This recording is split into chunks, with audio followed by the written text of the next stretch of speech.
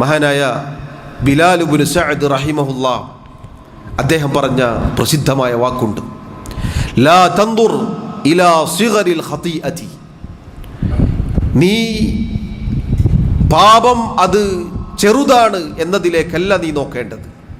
നീ ചെയ്ത പാപം അത് ചെറുതാണ് എന്നതല്ല നീ നോക്കേണ്ടത്. വലാകിൻ ഇൻദുർ ഇലാ മൻ അസൈത. നീ ആരെയാണ് ധിക്കരിക്കുന്നത്, ആരോടാണ് ഈ അനുസരണക്കേട് കാണിക്കുന്നത് എന്നാണ് നീ നോക്കേണ്ടത്. നമ്മുടെ കണ്ണിൽ ഒരു പക്ഷേ തെറ്റ് ചെറുതായിരിക്കും. ചെറുതല്ലേ, ഒരു ചെറിയ തെറ്റല്ലേ.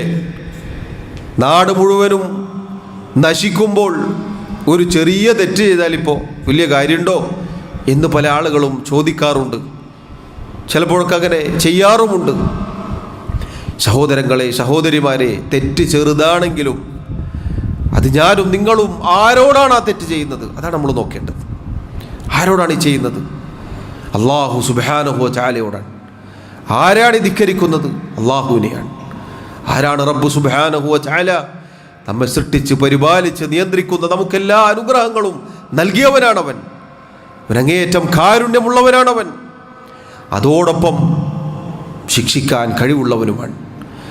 അവനങ്ങനെ ശിക്ഷ നൽകിയത് അള്ളാഹു നമുക്ക് എടുത്ത് അറിയിച്ച് നൽകുകയും ചെയ്തിട്ടുണ്ട്.